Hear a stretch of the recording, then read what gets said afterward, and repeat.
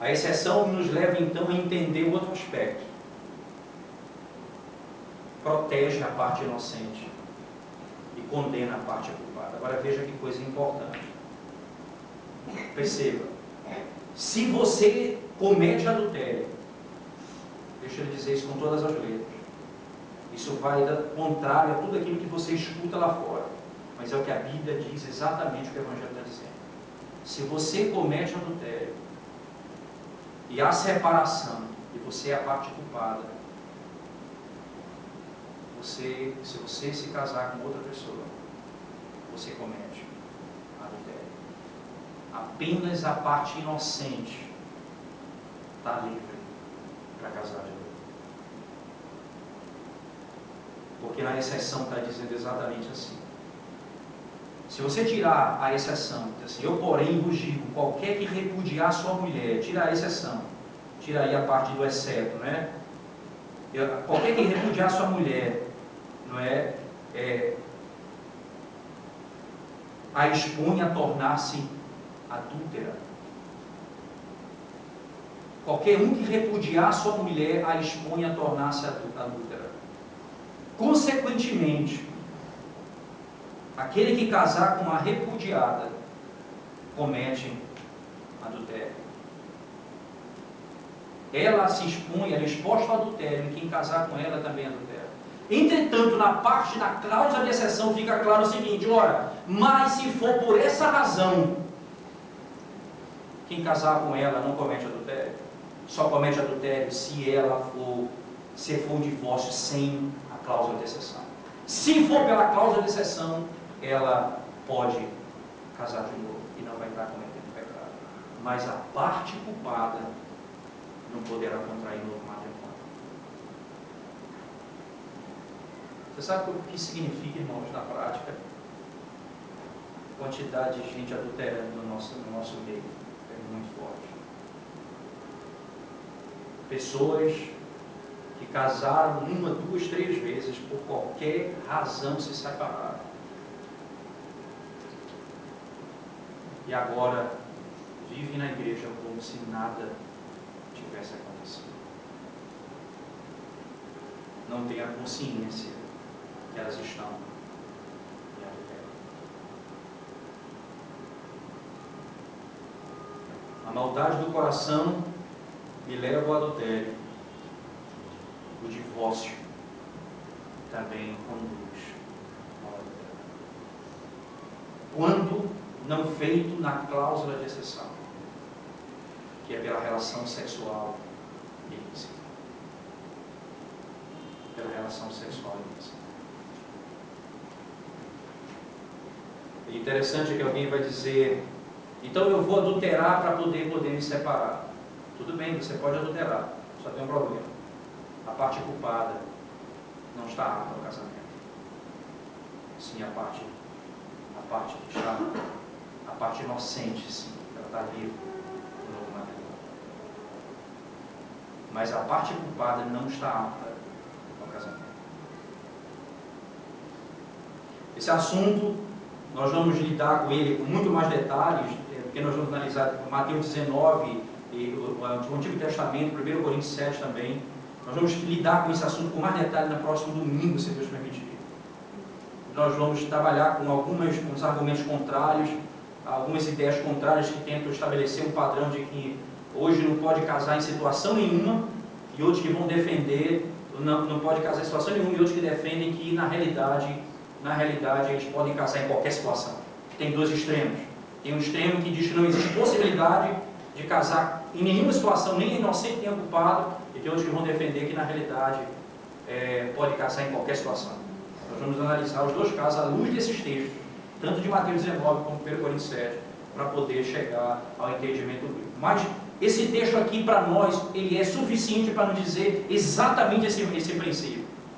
O adultério, ele pode ser causado, você pode ser levado ao adultério quando você não mata a luxúria, o pensamento carnal no coração, ou quando você se divorcia de qualquer maneira. Você expõe a parte inocente ao adultério. você expõe a parte inocente ao adultério. Então, aí, algumas implicações podemos tirar dessa segunda parte, fundamental para a nossa vida. Casamento, irmãos, é coisa séria. E aqui eu quero me voltar a você, jovem, que não pensa em se casar, que estão planejando casar. Se eu fizer isso a vocês, vocês precisam entender que casamento é uma instituição divina, que o projeto de Deus para o casamento é que não haja separação, e que se houver separação fora do padrão que Deus permitiu, não ordenou, você pode estar preso o resto da sua vida a um pecado e você não pode mais se apartar dele.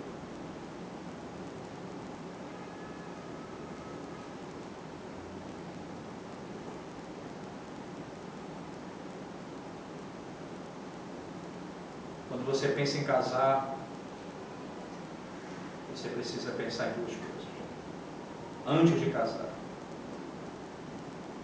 começar a orar desde cedo. Senhor, um homem tem que orar, um homem cristão tem que fazer assim. Senhor, prepara uma esposa segundo o teu coração, que te ame, Senhor, que seja fiel ao Senhor, que seja temente à tua palavra.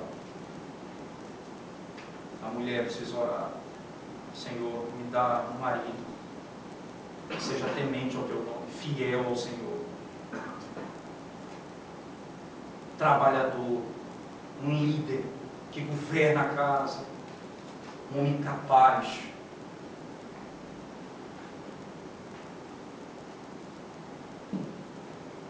Nós precisamos aprender a orar com os nossos filhos para o matrimônio.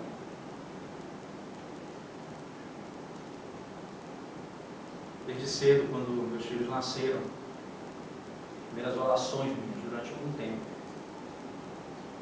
continuo fazendo, não com tanta frequência como antes, mas fiz isso por um longo período de tempo. Orei pelo casamento dos meus filhos.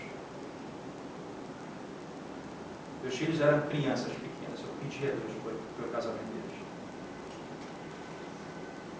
E tenho feito isso.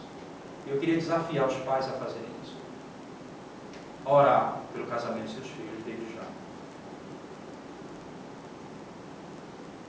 Desde já. Inculcar neles a seriedade do que significa o casamento. A seriedade do que é um compromisso matrimonial. Isso aí das implicações, não é? Um filho não vai começar a namorar para casar, então uma adolescente de 10, 12, 11 anos vai namorar para quê? Com a intenção de namorar. A Bíblia nos ensina que a gente precisa pensar no casamento. Então, para que esse namoro de criança? Para poder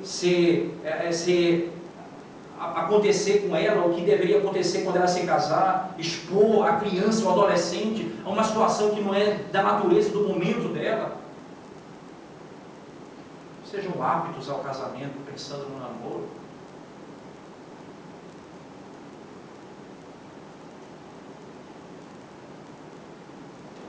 Agora deixa eu me dirigir agora a você que já é casado, quem é meu Senhor e servo do Senhor.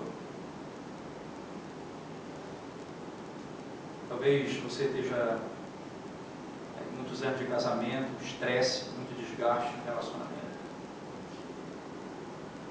Você precisa aprender que o nosso compromisso é com Deus.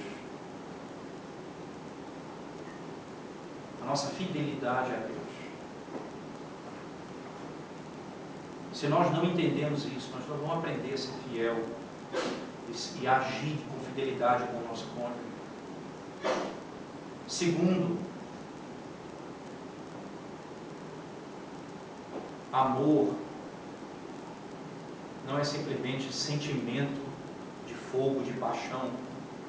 Amor é compromisso com o outro.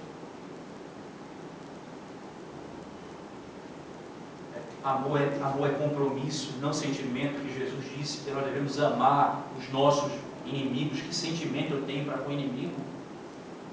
mas Jesus me ordena amar o meu inimigo.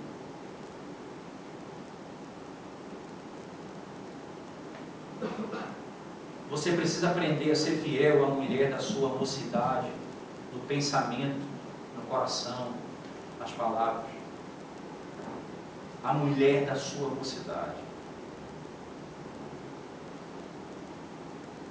Assim também como a mulher precisa aprender a ser o marido da sua mocidade.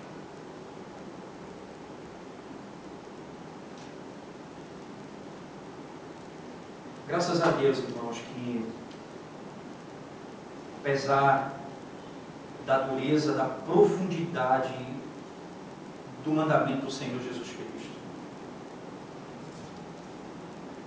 a Bíblia nos ensina que todo pecado tem perdão, exceto o pecado contra o Espírito Santo. O Evangelho de João conta a história de uma mulher adúltera. Jesus disse a ela: os teus pecados foram perdoados, vá e não peques mais. O Senhor restaura, seja qualquer pecado. Esse não é um pecado que não tem restauração, esse não é um pecado que não tem cura, não tem libertação. O Senhor restaura qualquer pecado. E a Bíblia nos ensina que Ele faz assim. Então, é importante você entender. Se esse é o seu pecado, se você tem cometido esse pecado, quero desafiar você a se aproximar de Deus e clamar por arrependimento, por perdão, por restauração na sua vida. Ele pode fazer isso. Ele pode restaurar a sua sorte.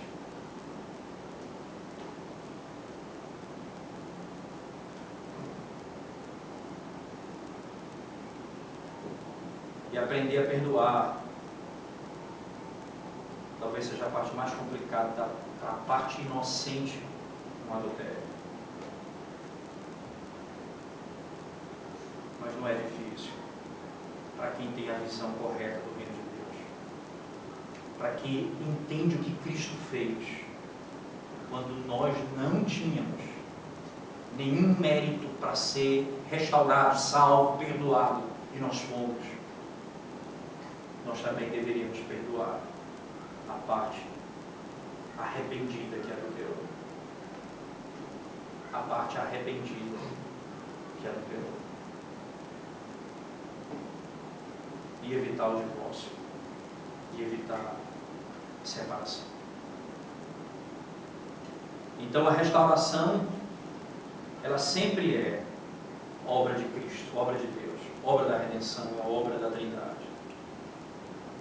Nós destruímos tudo com o pecado, mas o Senhor é capaz de reajuntar, de restaurar, trazer de volta, trazer o casamento às suas origens através do arrependimento.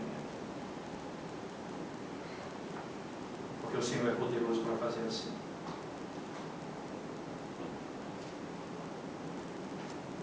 Ao jovem, então, é importante frisar: cuidado com aquilo que você assiste, cuidado com aquilo que você vê, cuidado com suas palavras, cuidado com a conversa dos seus colegas. Fuja das amizades que só fala imoralidade, só fala palavra imunda. Não se ajunte com pessoas cuja boca só sai imoralidade. Fuja dessas amizades.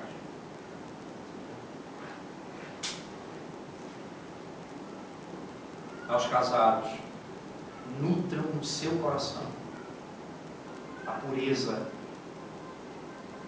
para que vocês matem o pecado do adultério no coração. E evitem o divórcio, para não expor ao adultério. Porque essa é a vontade de Deus. Essa é a vontade de Deus. O que unir o Senhor não separe o homem. Vamos orar.